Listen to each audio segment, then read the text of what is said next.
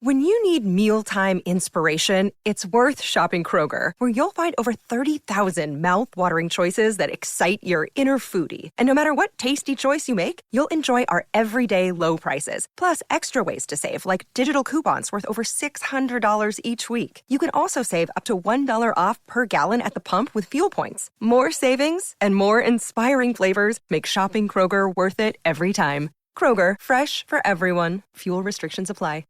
Thanks for choosing this free Anfield Index podcast. If you'd prefer to listen to this or any of our other shows without adverts, then now's the time to check out Anfield Index Pro. With AI Pro, you can supercharge your entire listening experience. You'll not only get all of our podcasts without the ads, but you'll have them far faster with our quick publish feature available exclusively for subscribers. AI Pro also puts you in the heart of our sound studio, with an option to listen to many of our shows live and interact with the podcasters in real time as the shows are recording.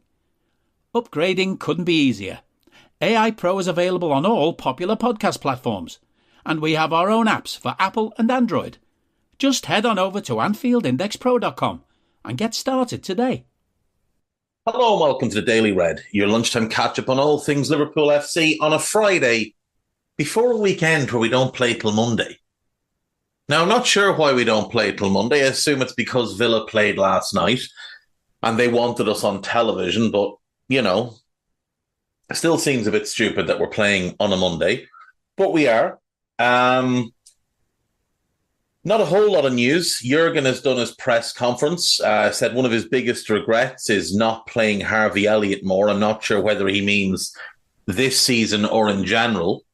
Frankly, he's played him quite a lot this season. I know he only has 9 Premier League starts or whatever it is, but he wasn't impacting games when he was starting in them against good teams.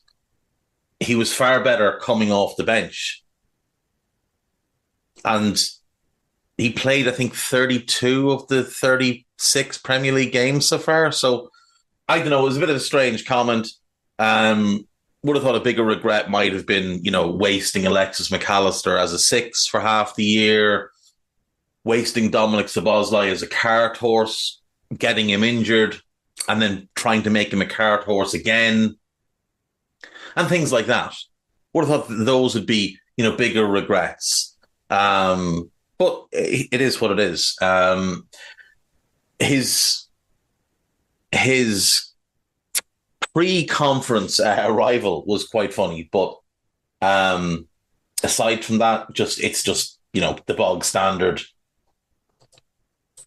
press conference, you know, simple question, simple answer, nobody digging too much into things. On This Is Anfield, there is a piece telling us that Jurgen Klopp will need to be on his best behaviour during his trip to Aston Villa, with his place on the touchline at Anfield for his final game depending on it.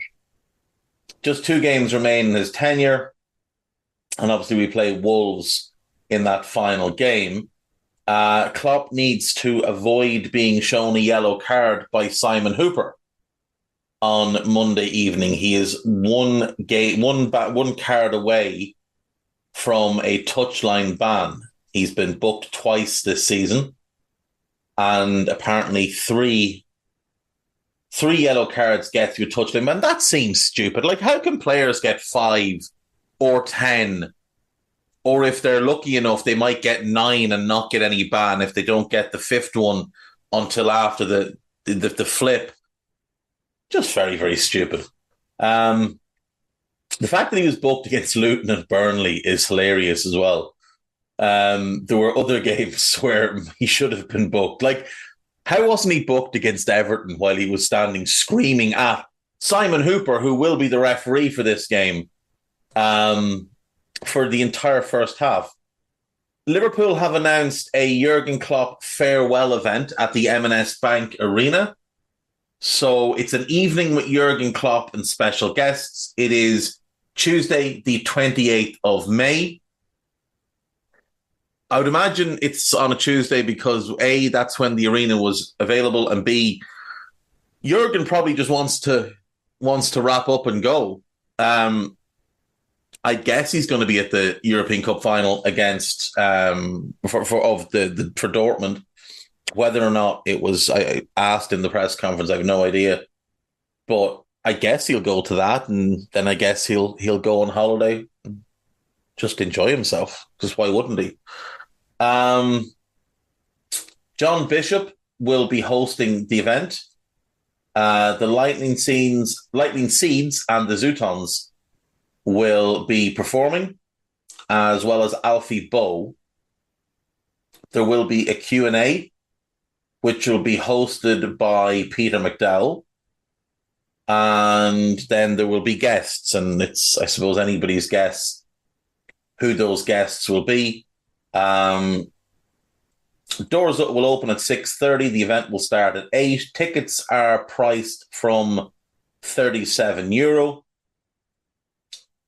Season ticket holders and official members will be able to pre-register their interest for a chance to purchase up to 4 tickets per registration. Seasonal hospitality members will be able to pre-register their interest in hospitality tickets for up to the maximum number of seats that they are contracted to seasonally.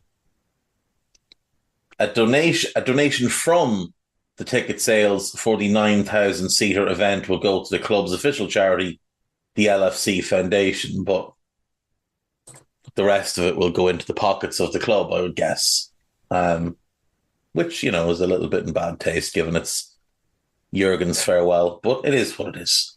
Villa now have 8 players currently injured ahead of their meeting with us on Monday night. So they've had a few players out long-term. Boubacar Kamara, Emi Buendia, Tyron Mings, Jacob Ramsey's missed most of the season. And now Yuri Tielemans has been injured the last little while. Marco Zaniolo's been injured the last little while. And recent injuries are Alex Moreno and Morgan Rogers. Moreno and Tielemans apparently could be back for the game against Liverpool, but we'll wait and see.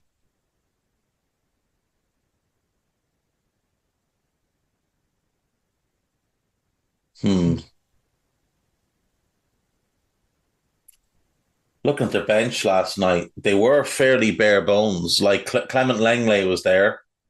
Jean Duran is there, but he's very young, even though he is a senior player. And then they had a bunch of kids. Finlay Munro, Kane Kessler-Hayden, Tim Iragbunam, Omari Kellyman. It's a fairly bare bones situation right at the end of the season. It's not ideal for any club. Liverpool to cut sizable Thiago wages this summer, but fans rue what could have been. In my time watching the club, in terms of natural footballing ability, not in terms of how great they were at Liverpool or elsewhere, but in terms of natural footballing ability, I don't think we've ever had a better player, a more talented player. Like, from a technical point of view, he is as good as anybody there's ever been. Not just at Liverpool, but anywhere. Like, just phenomenal. Absolutely phenomenal. It's a shame. It's a shame it didn't work out. Harry Kewell leads club to AFC Champions League final, creates Istanbul matchup. Harry Kewell is currently a manager in Japan, and on Saturday he will lead his side into the the Asian Champions League final in a matchup that has ties to the 2005 European Cup. So he manages Yokohama Marinos, and they are set to take on Al Ain, I think I'm saying that right, of Abu Dhabi, who are managed by Hernan Crespo. While Kewell will have better memories of that final because we won and Milan lost, Crespo was incredible in that game and did score twice, including one of the great Champions League final goals of, I think, the best Champions League final assist of all time by Kaká. On Liverpool.com, there's a piece about Arne Slot. There's a piece about Darwin Núñez. Another piece about Núñez. Another piece about Núñez. There's a piece about the club receiving... FSG handed $414 million boost.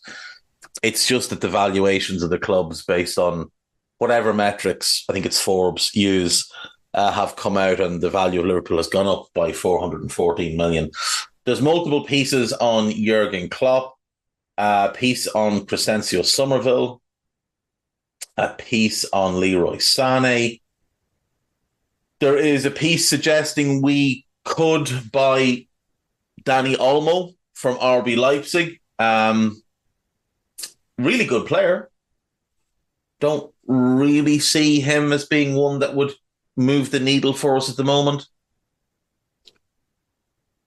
Very good player, though. And then there's a piece entitled Liverpool should hijack aggressive Arsenal transfer move for $64 million new Sergio Busquets. Suzuki Mendy is the player in question here. Number one, nothing like Busquets. And number two, if Arsenal were being aggressive, they would have signed him a year ago.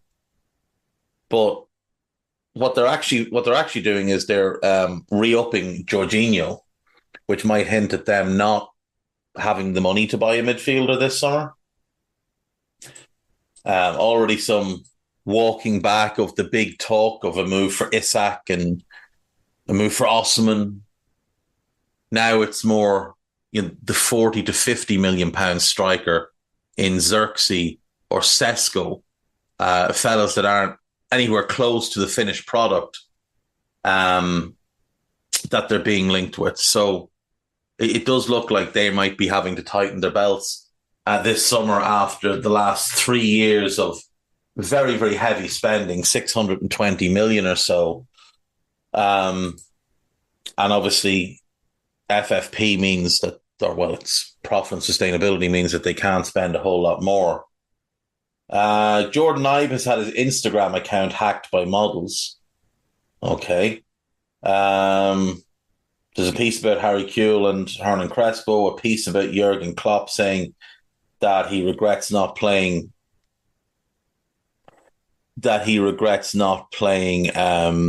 Elliot Moore.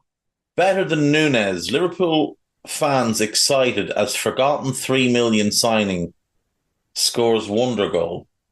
Is that Cade Gordon? It is Cade Gordon. He's not better than Núñez. Can we stop? There is a piece about Pepe Reina.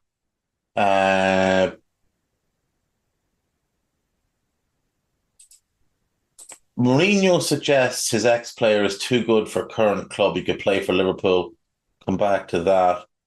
There is a piece about Thiago, a piece about Szoboszlai. 3 Liverpool players that have almost certainly played the final games. At a guess, Thiago, Matip and Adrian. There's a piece about Johan Bakayoko. There's a piece about Mohamed Kudus. And then there's a piece by Sam Maguire, which we'll come to. Who was Mourinho talking about? Mourinho was talking about Son Heung-min, saying he's too good for Spurs. You love to see it. Sam Maguire, why injury-prone Ibrahima Konate could be sacrificed this summer. Interesting. Haven't read this, but obviously there is the talk about Ibu's injury, there's contract situation, Liverpool already having a number of contracts that they have to take care of this summer.